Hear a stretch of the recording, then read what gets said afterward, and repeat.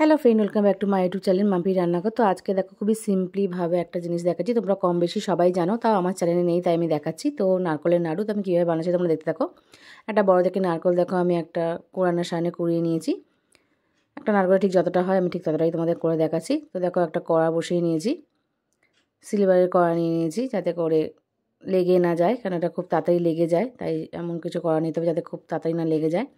তো দেখো আমি গুড় আর চিনি দুটো দিয়েই করছি। তোমরা চাইলে শুধু গুড় দিয়েও করতে পারো, চাইলে শুধু চিনি দিয়েও করতে পারো। আমি দু রকম করেই দেখিয়েছি, দুটো জিনিস দিয়েই। তো দেখো অল্প একটু গুড় দিয়ে দিলাম, দিয়ে নারকেলটাকে ভালো করে আমি মিশিয়ে নেবো। তো আর একটু সামান্য মতো চিনি দিয়ে দিলাম। চিনি দিলে কিন্তু পাকটা খুব ভালো হয়, তাই অল্প একটু চিনি দিয়ে দিলাম। তাই পুরো গুড়টাই কিন্তু আমি করলাম না। তোমরা চাইলে দুটো মিশিয়েও করতে পারো বা যে কোনো একটা দিয়েও করতে পারো। যে কোনো পুজোর জন্য কিন্তু বাড়িতে এইভাবে অল্প কিছু উপকরণ দিয়ে চটজলদি বানিয়ে নিতে পারো। কম বেশি তোমরা সবাই জানো, তারপরেও আমার চ্যানেলে যেহেতু নেই তাই দেখালাম।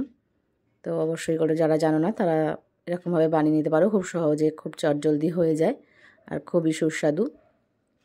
পুজো ছাড়াও বাড়িতে যখন খেতে ইচ্ছা করবে তখনও তোমরা এইভাবে বানিয়ে নিতে পারো।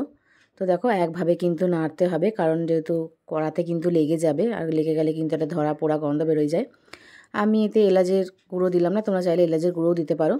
তো দেখো আমি কড়া থেকে নামিয়ে নিয়েছি, নিয়ে একটু ঠান্ডা করতে দেবো। খুব বেশি কিন্তু ঠান্ডা করা যাবে না, খুব বেশি ঠান্ডা করলে কিন্তু এই যে হাতে দেখো নিয়ে যে পাকটা করছি সেই পাকটা কিন্তু খুব বেশি ঠান্ডা হলে আর কিন্তু পাকটা ধরে না। তাই অল্প অল্প গরম থাকতে থাকতে কিন্তু এভাবে পাকটা করে নিতে হবে। দেখো আমি কিছুই কিন্তু দিচ্ছি না, জাস্ট এমনি হাতের মধ্যে করলেই কিন্তু পাকটা হয়ে যাচ্ছে। তো দেখো এভাবে আমি সব কটা করে নিয়েছি। তো দেখো একটা নারকেলের ঠিক কিন্তু আমার এতগুলো হয়েছে, খুব বেশি নারকেলটা আমার বড় ছিল না তাই এতগুলো হয়েছে। তো আমার রেসিপিটা কেমন লাগলো, ভালো একটা লাইক, কমেন্ট, শেয়ার, সাবস্ক্রাইব করে দেবে। নতুন বন্ধুদের পাশে থাকবে, এরকম নিত্য নতুন ভিডিও দেখতে হবে, যারা অবশ্যই সাবস্ক্রাইব করে দেবে। ভিডিও থেকে ভালো লাগার কমেন্ট অবশ্যই জানাবে, তোমাদের কমেন্টের অপেক্ষা সবসময় থাকি। তো এভাবে বাড়িতে বানাও আর তোমরাও বাড়িতে বানিয়ে খাও, খুবই সুস্বাদু একটা টেস্টি টেস্টি জিনিস। তো বানানোর পদ্ধতিটা কেমন লাগলো একবার কমেন্টে একটা অবশ্যই জানাবে, তোমাদের কমেন্টের অপেক্ষায় থাকবো। তো যখন ইচ্ছা বাড়িতে বানিয়ে স্টোরও করে রেখে দিতে পারো, অনেক দিন কিন্তু থাকে, এরকমভাবে রেখে দিলে নষ্ট হয় না। চিনির হলে কিন্তু একটা পাক পাক গন্ধ বেরোয়, গুড়েরটা ভালো থাকে, তাই এইভাবে বাড়িতে বানাও। তো থ্যাংক ইউ সো মাচ।